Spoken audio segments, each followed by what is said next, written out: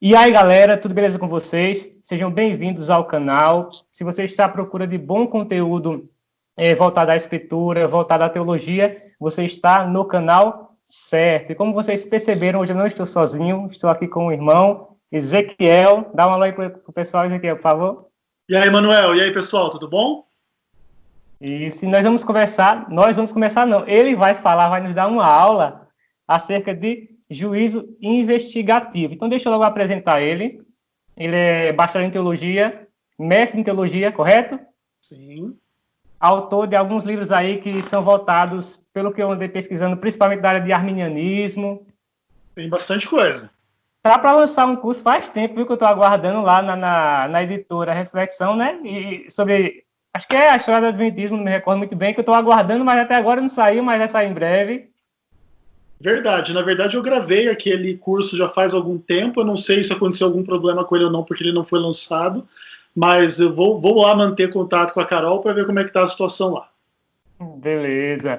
Para quem aí assiste o programa Vejam Só, também está lá nos representando. Na minha humilde opinião, está lá no top dos melhores debatedores. Está lá junto com o Leandro, junto com o Sérgio Monteiro, Ezequiel também. Tem um canal, o canal Vem Senhor Jesus, que também tem muito assunto de teologia. Quem estiver interessado para conhecer sobre diversas coisas, vá lá nesse canal. É um canal voltado para teologia e tem de vez em quando uma polêmicazinha também, né, Ezequiel? É isso aí, né? Não pode faltar, né? Por aí, hoje a gente vai conversar sobre juízo investigativo. Então, talvez tenha algumas pessoas que não conheçam acerca disso, e mesmo para aqueles que conhecem, eu tenho uma impressão que muitos adventistas, embora adventistas não conhecem a fundo o que seja o juízo investigativo, então quero começar fazendo justamente essa pergunta, Ezequiel.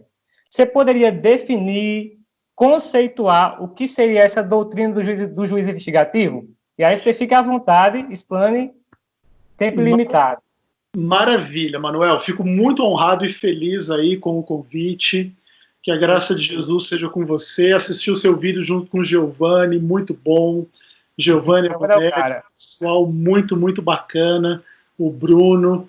Vocês aí têm um time muito forte aí no Nordeste. Eu morei na Bahia, estudei no IAN 2 anos, né?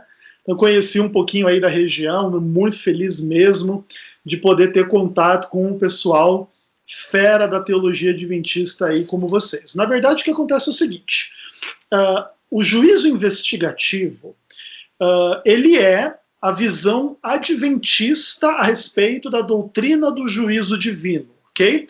Ou pelo menos ele é um dos aspectos, um dos principais e mais polêmicos aspectos da compreensão adventista, a respeito de uma doutrina que é comum, né, entre os cristãos de uma forma geral. O próprio credo já diz, né, que Deus virá e julgará todos, coisas nessa direção. E o Adventismo tem a sua compreensão particular sobre como que o juízo de Deus ele se inicia na primeira metade do século XIX, o que é inclusive uma afirmação extremamente polêmica. E ele vai, então a primeira fase do juízo final vai se iniciar ali, por volta de 1844, vai culminar na segunda vinda de Jesus, no milênio, até que o juízo seja completo com a destruição de Satanás e dos ímpios e tudo mais. Então o juízo investigativo seria essa primeira fase do juízo final, que na mentalidade adventista se iniciou ali em 22 de outubro de 1844, tem um pouco de treta a respeito da data, entretanto, mais ou menos aí, né, tem umas quatro datas mais ou menos possíveis levantadas entre os estudiosos relativamente à questão, e a gente vai poder explorar um pouco as bases bíblicas e exegéticas, mas basicamente é a convicção de que o juízo final já começou faz quase um século e meio aí, e logo Jesus voltará, e aí vai ter os desenrolar das últimas fases do juízo final. Beleza, beleza. Já tocando aí, você tocou, eu ia fazer a segunda pergunta. Qual é a base bíblica? Existe base bíblica para isso? Eu tenho a impressão que a gente, de vez em quando, leva umas pauladas contra justamente essa doutrina. Passou-se o tempo em que era o sábado, talvez a mortalidade da alma, agora é juízo investigativo, principalmente. Qual é a base bíblica para isso? Eu sei que a gente faz uso de textos como Levítico, Daniel, Hebreus, Apocalipse, você poderia citar eles, organizar, relacioná-los? Mais uma vez, fique à vontade. Perfeito, Manuel. É isso aí. Você já deu a deixa, né? Os principais textos bíblicos que formam a convicção adventista do sétimo dia sobre o juízo investigativo, em ordem de importância, vamos dizer assim, é Daniel, depois Levítico, depois Hebreus, depois Apocalipse. Naturalmente, a gente entende que existem outras referências ao juízo de uma forma mais geral, ou que possa fazer também referência a um aspecto inicial, né, do juízo investigativo, em outros textos da Bíblia. Mas, em grande medida, o principal texto a respeito de juízo investigativo é Daniel, capítulo 7. Então, a gente abre a Bíblia lá em Daniel 7, e a gente lê, por exemplo, a partir do verso 9, né?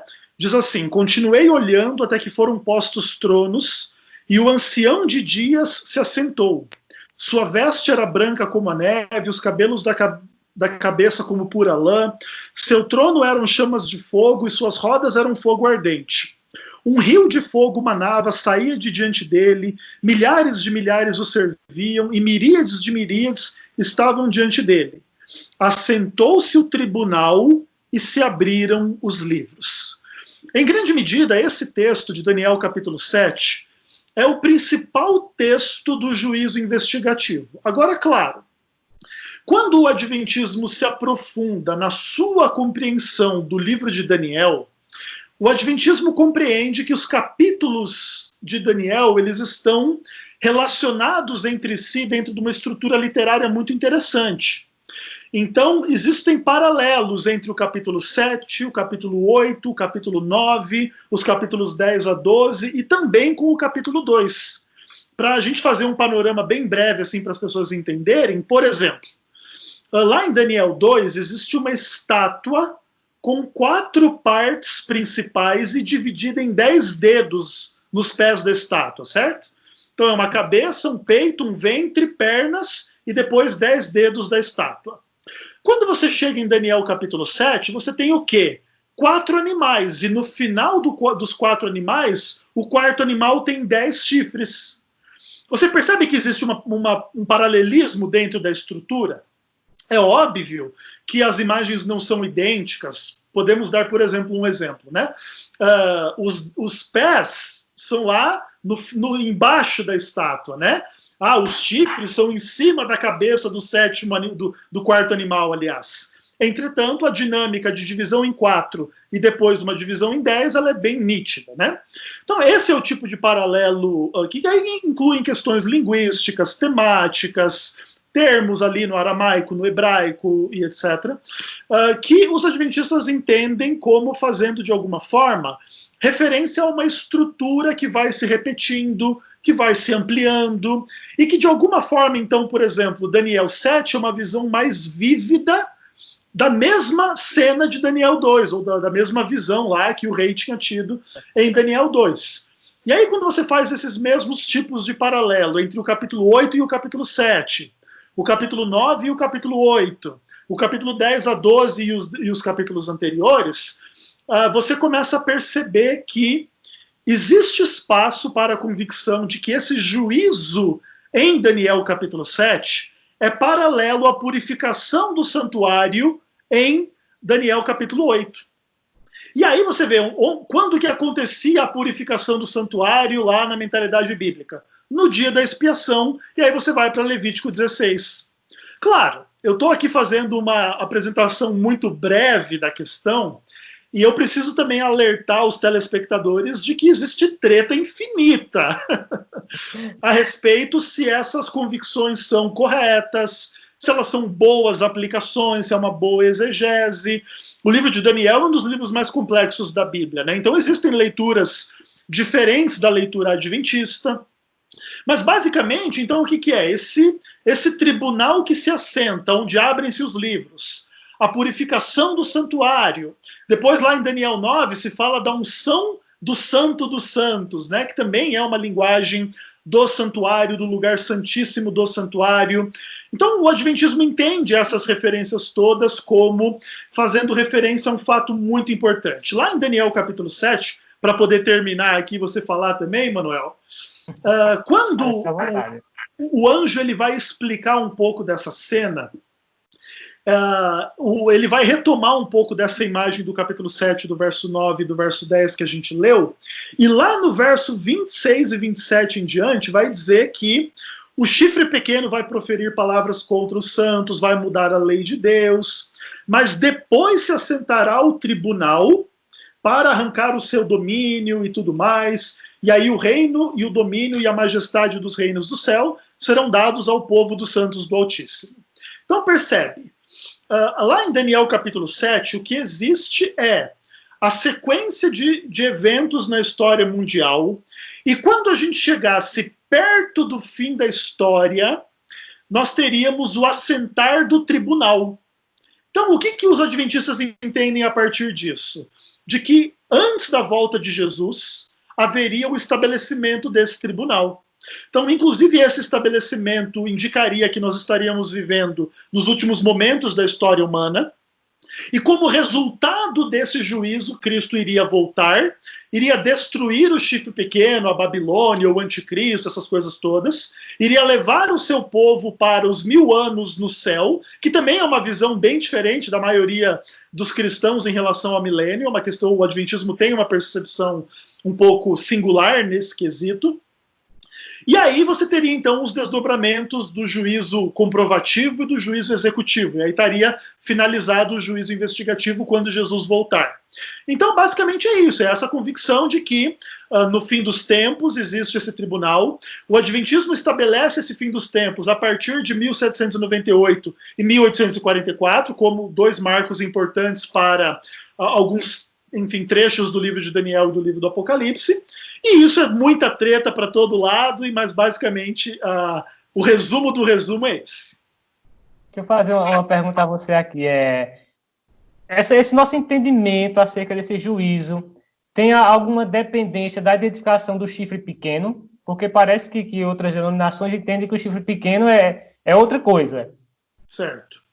Olha, com certeza, Manuel, a identificação do chifre pequeno e da besta do Apocalipse são bastante importantes para você criar as suas convicções a respeito do que é a obra do chifre pequeno, ou do que é, por exemplo, a marca da besta, e tudo mais, né? Então, por exemplo, se você trabalhar com as hipóteses de que a besta ou o chifre pequeno é o mundo islâmico, é o ateísmo, é o anticristo lá como uma pessoa política, um líder político no fim dos tempos, naturalmente você vai fazer leituras bem divergentes a respeito desse tipo de coisa.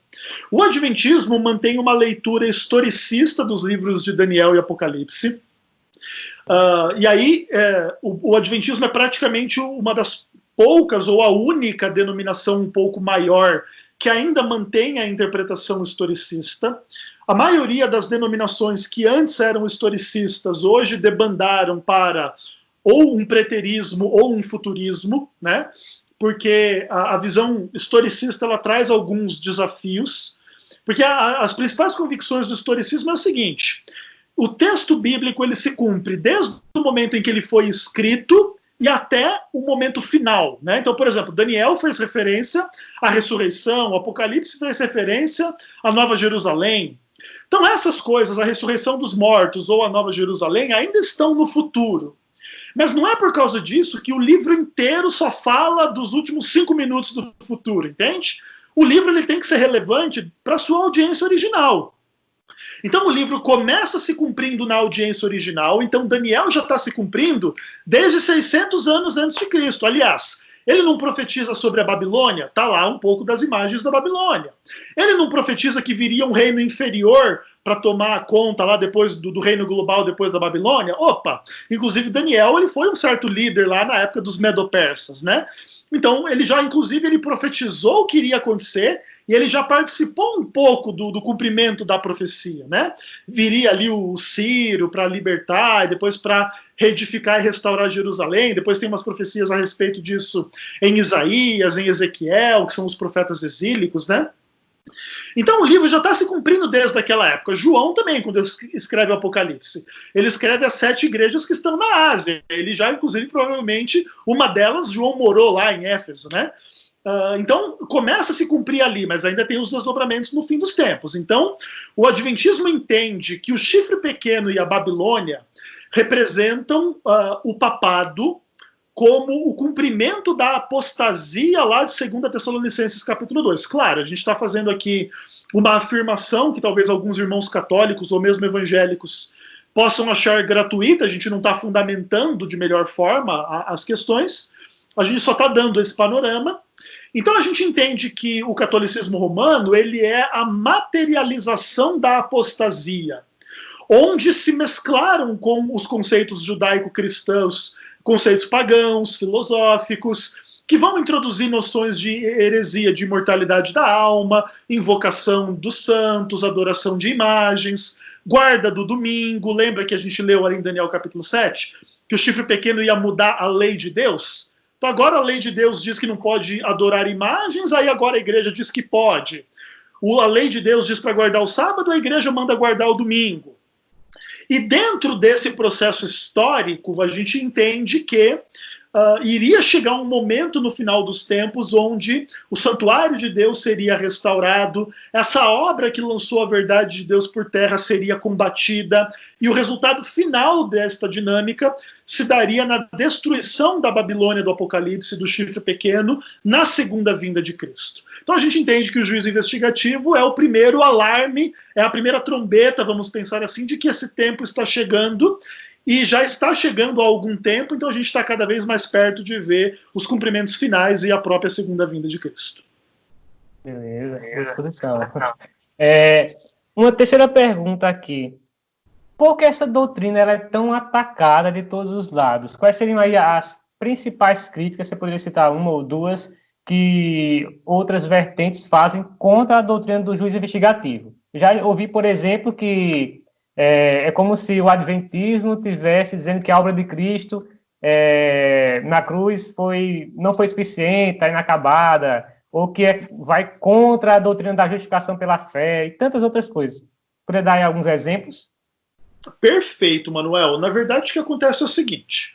Inclusive, eu vou até ilustrar isso colocando um exemplo, tá? Quando eu fiz uma série sobre o juízo investigativo, acho que foi uma série de quase 150 vídeos, uma coisa assim. Então, claro, o telespectador também já sabe que a gente vai resumir o resumo do resumo, né? Mas eu me lembro que, não sei se foi no debate do Vejam Só, onde que foi, que eu expliquei que o entendimento adventista, ele representa a nossa compreensão de Daniel, Levítico, Hebreus e Apocalipse. E aí teve um evangélico que fez um comentário bem humorado, que eu achei assim muito esclarecedor. Ele falou assim, né? Pois é, né? Só livro fácil de entender, né? Então, qual que é a questão? Esses 4 documentos bíblicos, eles de fato estão entre os mais complicados da Bíblia inteira.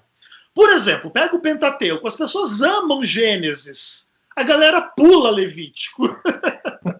De fato. Que Levítico é um livro mais complicado mesmo, e é uma mentalidade mais antiga, aqueles rituais, aquela coisa toda, é bem complicado de entender. O que aquilo quer dizer, que tipo de implicação espiritual, doutrinária, aquele tipo de coisa tem, entendeu?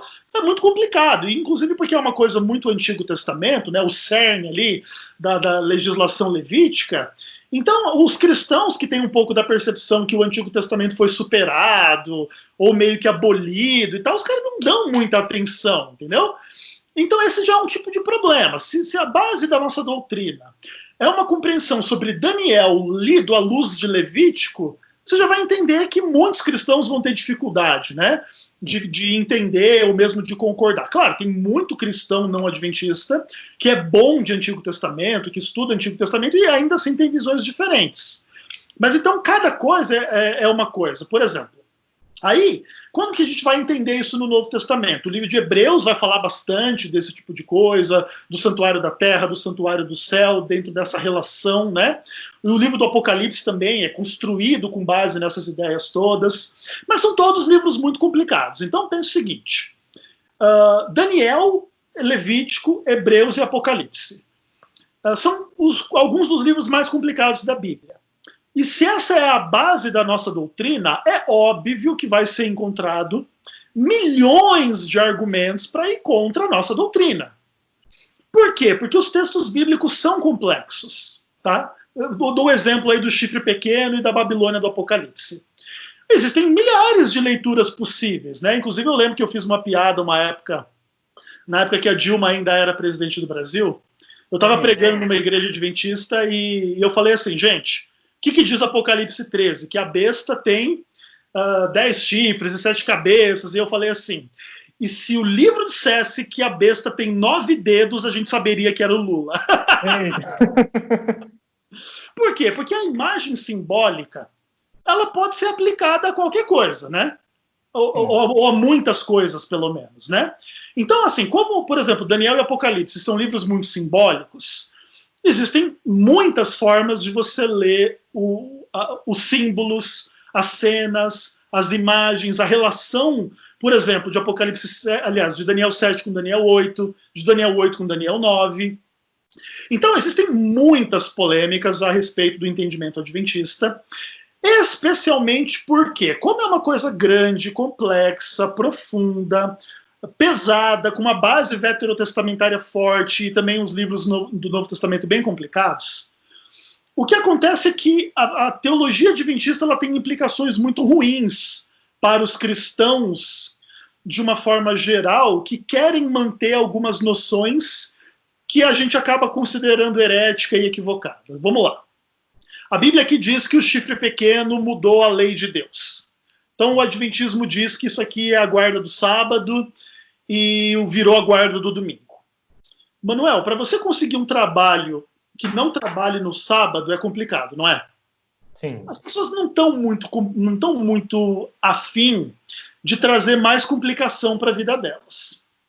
Então, se o Adventismo ensina uma coisa que tem uma implicação, que as igrejas, que as pessoas precisam sair dos seus empregos e procurar outro emprego, mas imagina num contexto de coronavírus, cara.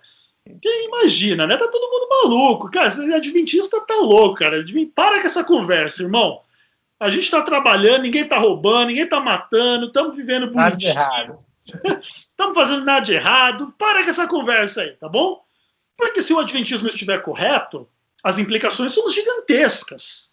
Qualquer igreja que crê que o domingo é o dia do Senhor está preparando o caminho para uma adoração à besta. E ninguém gosta de admitir ou vislumbrar essas coisas.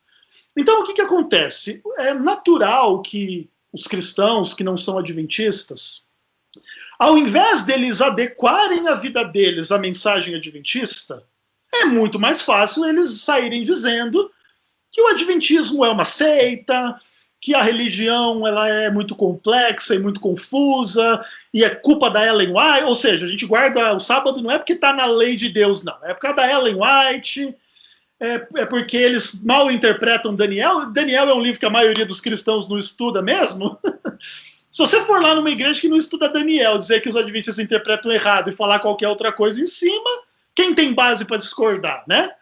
Então é muito fácil você ficar com essas retóricas de que a doutrina do juízo investigativo ela é legalista, ela é perfeccionista, ela é herética, ela não tem base na Bíblia, ela é uma confusão, ela é uma loucura, ela é uma bobagem, porque na verdade o mundo anti-adventista eles dependem dessas retóricas para pintar o adventismo com as cores do sectarismo, da heresia, do engano, do erro, para fazer uma coisa que sempre funciona, Manuel: excitar o preconceito das pessoas.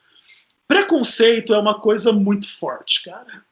Se você conseguir colocar preconceito na mente das pessoas contra um partido político, contra uma religião, contra um clube de futebol, contra uma pessoa na rua, esse clube, essa pessoa, essa religião, esse partido vai sofrer.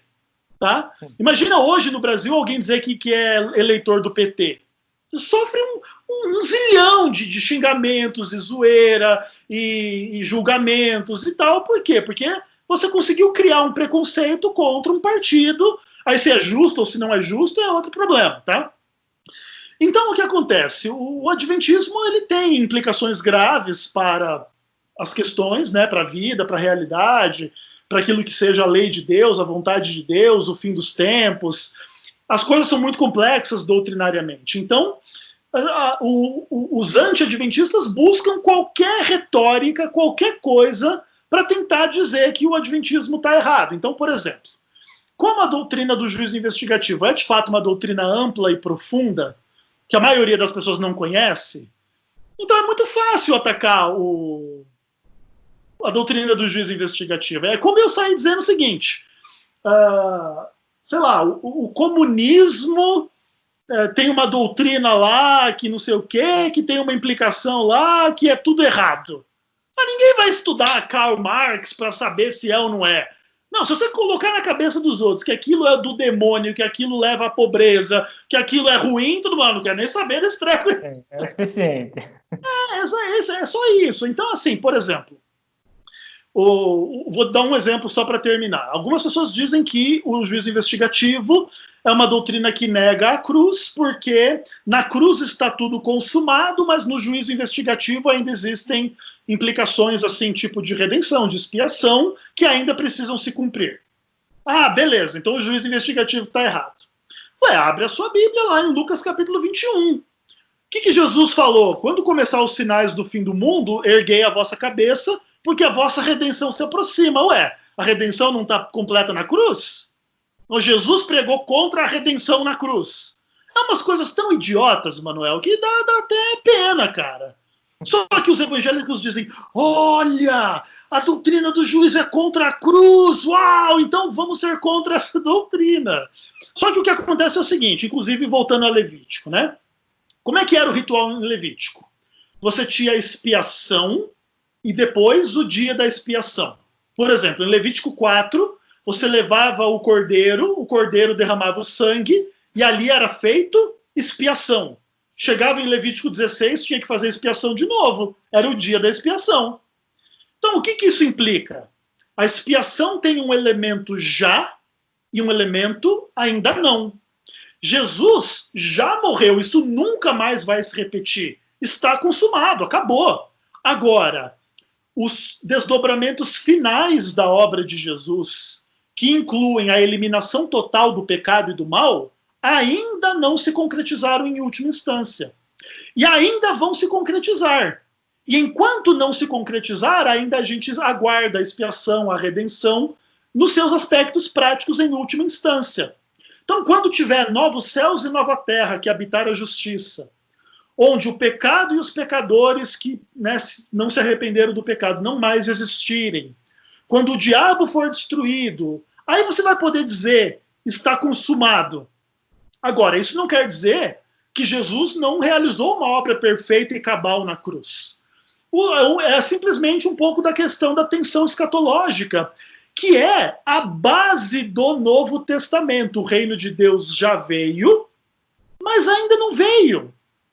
E isso não é heresia, isso é a mais pura verdade. Jesus falou, o reino está no meio de vós. Não procure ele aqui ou ali, ou quando é que ele vai vir. Ele veio para o coração, para o meio da gente, para a igreja, onde a gente se ama, onde a gente se perdoa, onde a gente se arrepende do pecado. É o reino de Deus que veio, é o Espírito Santo. Agora, em última instância, a gente ainda luta com o pecado, a gente ainda peca, a gente ainda erra, a gente ainda morre, a gente ainda sofre. Então, essas dimensões futuras ainda não se concretizaram. Isso não nega que a obra da cruz foi cabal, mas que ainda existem implicações da obra da cruz que precisam aguardar desdobramentos finais. Então, o que é o juízo investigativo? É o foco nos desdobramentos finais. E aí o evangélico pega essa ideia para dizer que isso nega o está consumado, que inclusive é uma coisa muito desonesta de se fazer. Compreendido. Agora deixa eu fazer aqui o papel de como se eu fosse atuar, como se eu fosse não adventista. Eu tenho alguns colegas, amigos e irmãos mesmos, que não são da nossa denominação. Claro. Fazem parte de outras igrejas. E, assim, são pessoas, de fato, sinceras, que talvez não tiveram contato com material, bom material, enfim, não compreendem também.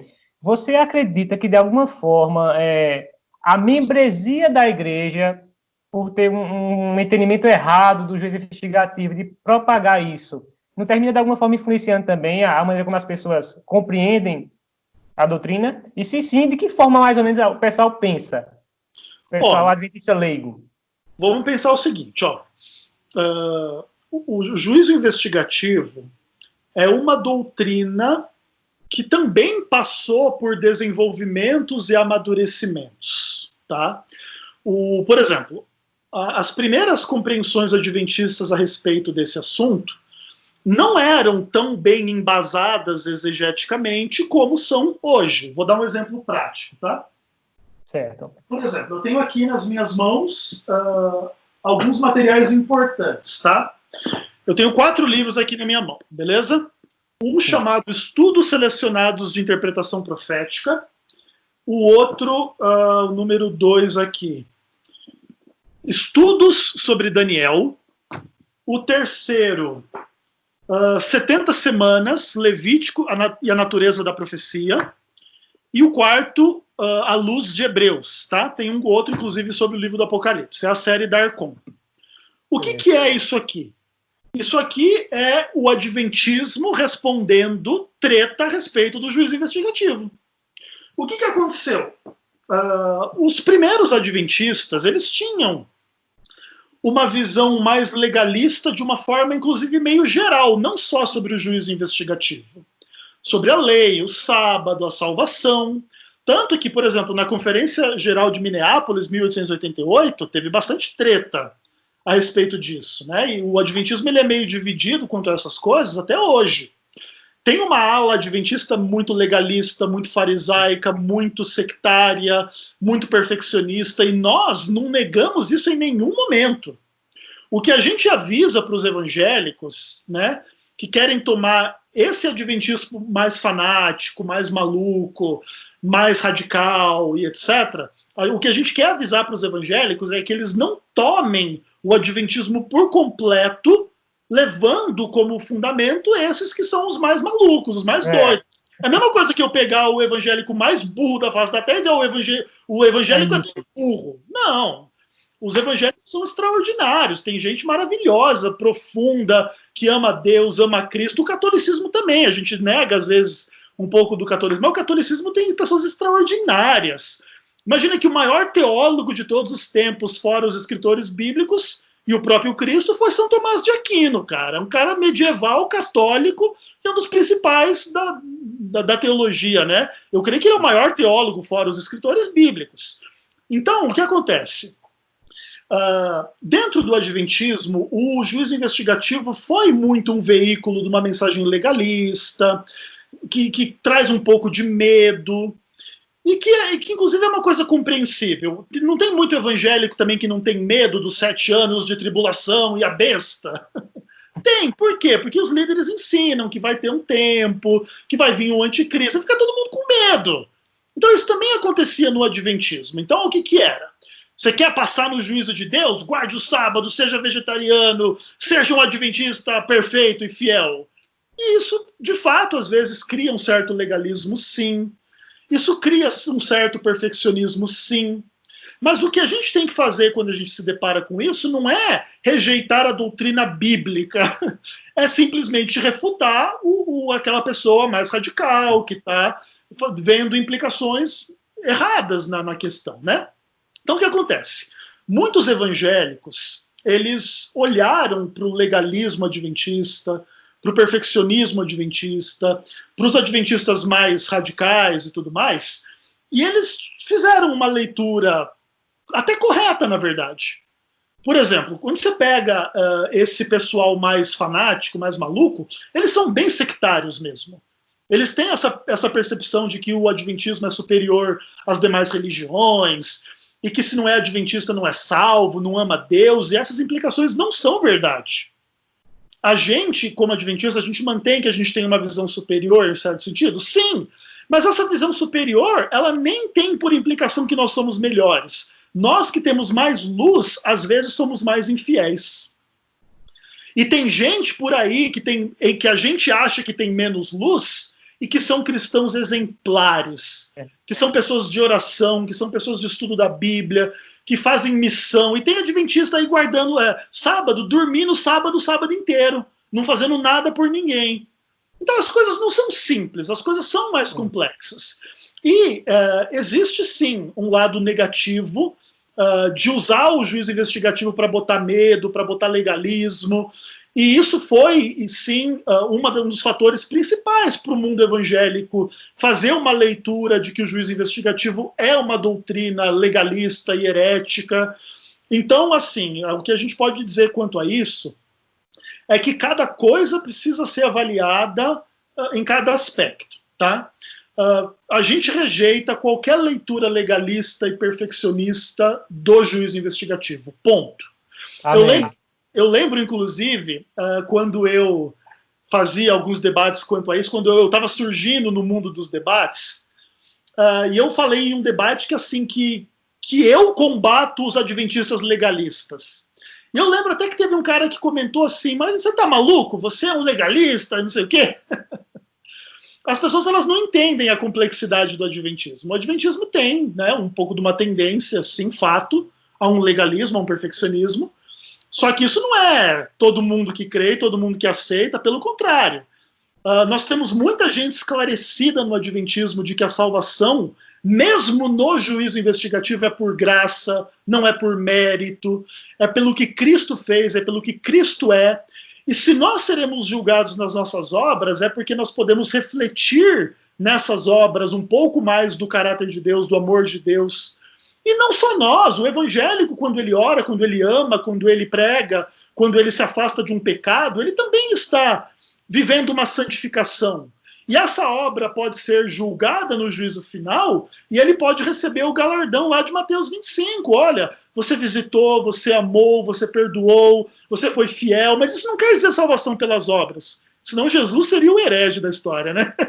Isso quer dizer que a salvação pela fé, ela vai naturalmente ter fruto nas obras, porque se eu tenho fé no amor, eu seria o maior hipócrita se eu não amasse, ou se eu não buscasse amar o melhor possível. Óbvio que eu falho no amor, mas eu falho querendo acertar, e quando eu falho eu peço perdão. E às vezes a gente erra na sexualidade, nas palavras, na mentira, no dinheiro, em milhares de coisas, mas a gente pede perdão.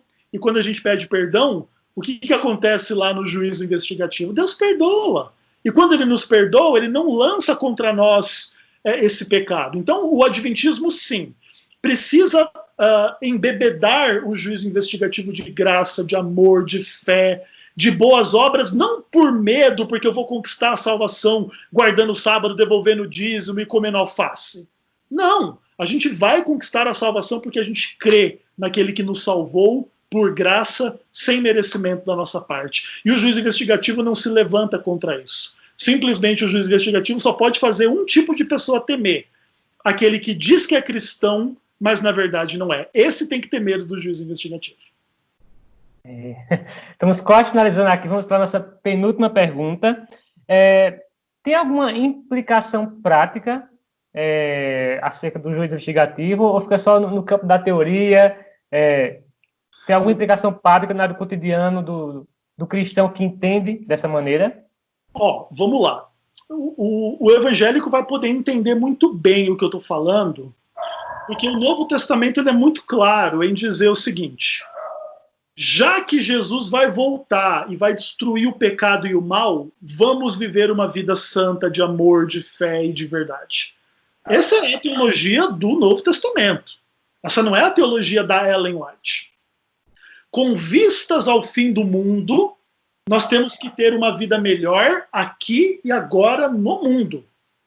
E se o fim do mundo não acontecer na minha geração? Eu vivi a minha vida da melhor forma possível, ponto. E a gente tem que viver à luz do que Cristo fez por nós e à luz do fato de que ele vai voltar. Então, o juízo investigativo ele tem as mesmas implicações. Nós estamos muito perto do fim do mundo. Nós estamos muito perto da volta de Jesus. Mesmo que ainda demore 500 anos. Porque 500 anos da perspectiva da eternidade não é nada. E mesmo que ainda o mundo dure 500 anos, daqui 10, 20, 30, 40, 50, nós estamos mortos. E quando a gente morrer, a gente vai perceber que passou muito rápido. Essa é a verdade. Então, eu tendo consciência de que o fim está próximo. Inclusive, Manuel, pensa o seguinte. Nós colocamos a data desse começo do juízo investigativo entre 1798 e 1844. As pessoas, às vezes, elas não se dão conta do quanto o mundo mudou nesse período de tempo. É claro que a gente sabe teoricamente, mas na prática as coisas são complexas. Veja assim, 150 anos atrás, quando supostamente começou o juízo investigativo, não tinha luz elétrica, cara. Não é que não tinha internet, e satélites e foguetes. Não tinha luz elétrica.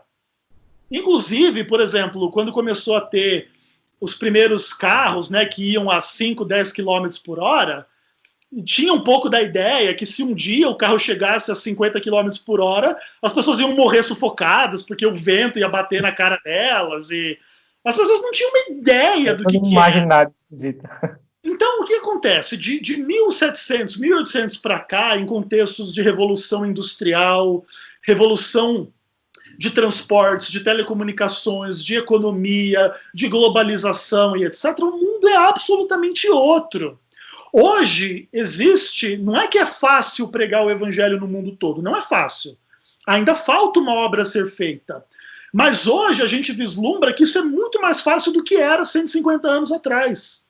Você tinha que ir para a Europa de navio? Não dá, cara. Então hoje nós temos uma perspectiva de que o mundo é muito diferente.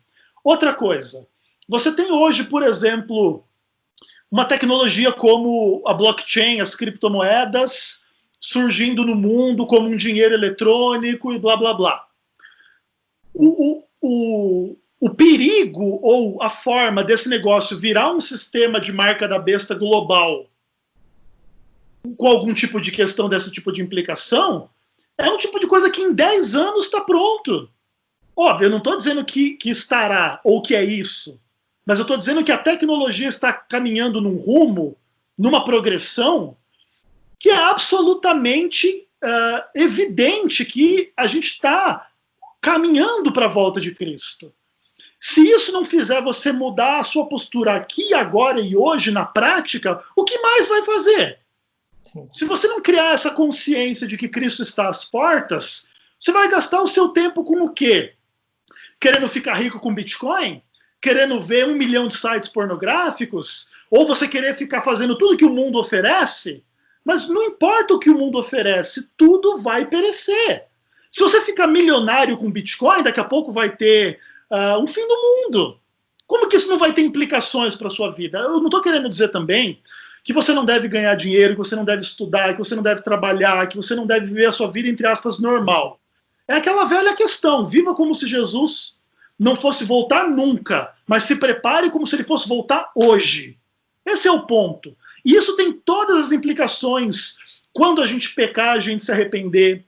Quando a gente não tiver vontade de orar, a gente orar contra a nossa vontade. A gente ajudar as pessoas ao nosso redor, a gente fazer o nosso máximo, a gente fazer o nosso melhor, através da internet, através dos nossos contatos pessoais com as pessoas na rua, com o vizinho, com a família. E a gente nunca vai ser perfeito, mas a gente sempre pode ser melhor. Então a mensagem do juízo investigativo também é uma mensagem que, na minha opinião, não deve ser lida através do medo e do terror, mas a gente tem que entender que o que virá é muito sério. Por exemplo, a gente está aí passando uma crise horrível com um vírusinho. Cara, um dia vai sair sangue na torneira. É um pouco pior. Então a gente tem que se preparar. Mas não é pelo terror e pelo medo e por ficar se angustiando pelo terror que virá. Deus vai dar força para quem viver no terror que virá.